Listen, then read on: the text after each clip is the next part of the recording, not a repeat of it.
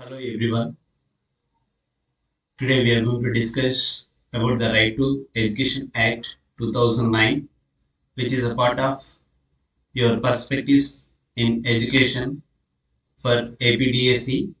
Let us start. So there is a philosophical foundation of RTE Right to Education Act 2009.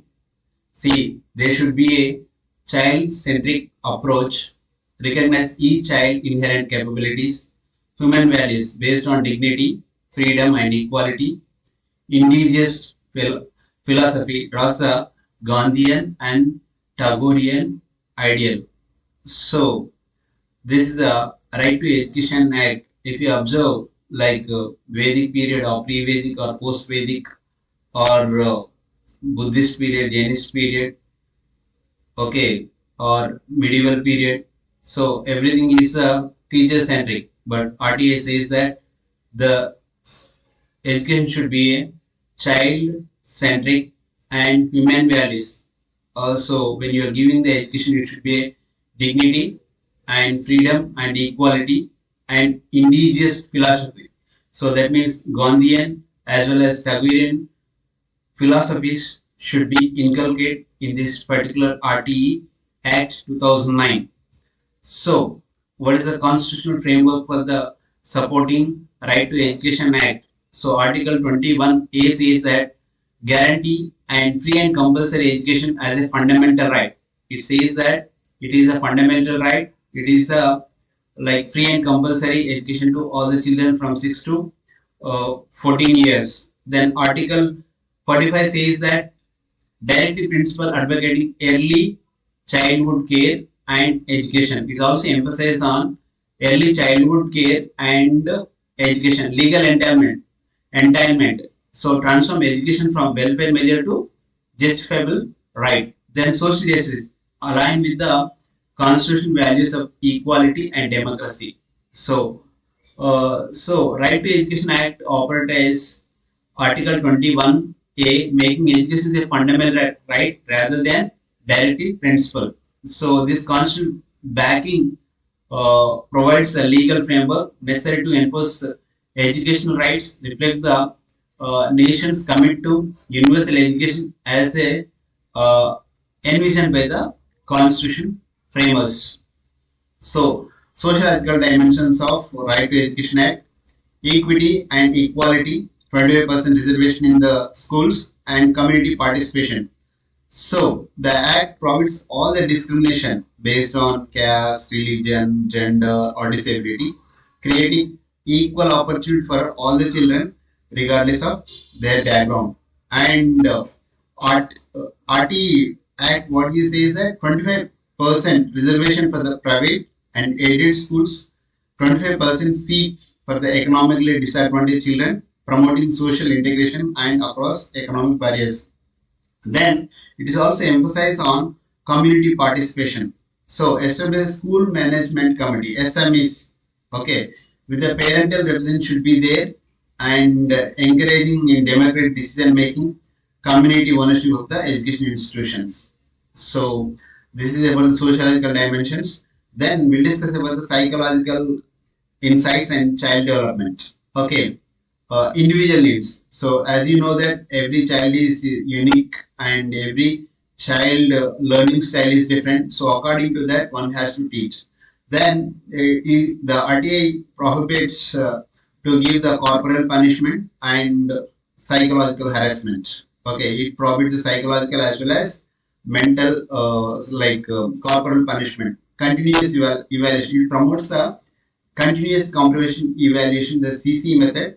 Okay, right to learn. Focus on equality learning outcome beyond mere enrollment. Not only enrolling in the school, but they have to learn like minimum basic skills and numeric skills. Then about the infrastructure requirement. So physical infrastructure. So the building should be all weatherproof building, separate toilets for boys and girls, and drinking water, and playground and boundary wall is compulsory. Then teacher qualification. So minimum teacher qualification is mentioned for all the teachers. Then people teachers ratio for at least 30 is to 1 for the primary schools. Okay, every 30 children, there is a one teacher should be there, and every 35 children for one teacher will be there in upper primary classes. So the learning material, so it provides about the like the teacher should have the teaching learning material and library facilities and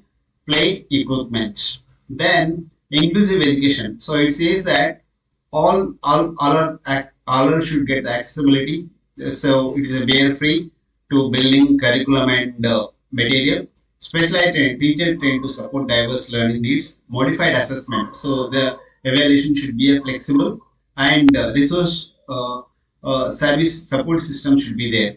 Then teacher empowerment and responsibility. So professional level acts mandate regular in-service training teachers for the SCET or NCRT. At least minimum 20 days training should be there annually for the teachers, and the teachers are prohibited to take the private tuitions and conducting corporal punishment using the children non-educational purpose such as household work or election duties. Then curriculum development. So teacher empowerment to participate in curriculum development, textbook creation, education planning, recognize their expertise and experience in field.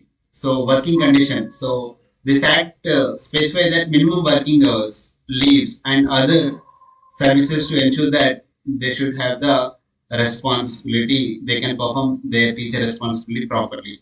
So implementation challenge, as you know that there is geographical barriers. So the schools are in remote area, then they are unable to reach there. Then linguistic challenges. Some of the teachers are unable to teach in mother tongue. Then shortage of teachers, the lack of recruitment as well as the teachers are not willing to go to in remote villages. Then infrastructure, yeah, basic amenities are missing. So these are the challenges for the implementation of the RTE 2009 in rural area and tribal area. Then, so monitoring mechanism and accountability. The school in so RTA says that as per the norms, the school infrastructure, teaching quality, and other increase practice should be monitored regularly. Then school management committee. So local committee with the 75% of the representatives of the from the parents of the children should be there, and they should be in the prepare school development plans and oversees the proper utilization of grants and resources which is given by the government, and grievance redressal. So if somebody faces the problems in implementing RTI, they can approach national, state, or local wise. Okay, they can get the this performance of school can be audited by the third party. So RTA provision, like as a DSC aspirant, what do you have to remember this? So 25% reservation quota for the underprivileged people. Okay, economically, for them economically or caste wise, for them they are going to get the 25% seats in the unaided schools. Okay, then the primary the school ratio will be 30 is to 1, and for the secondary like upper primary school it is 40 is to 1. Okay, then uh, like uh, like 8 years. Okay, minimum compulsory education should be there from 16 to 14 years. Okay, then say the RTA implementation is happened in 2020 and 2010 onwards. So in the future, they want to increase the enrollment ratio and infrastructure, teacher training, and learning outcomes inclusion. So there should be a proper. There's going to be an increase in the policy. So thank you for watching this Mohan Teachers Corner. If you like this one, I request you do share and subscribe. Thank you. All the best for your exams.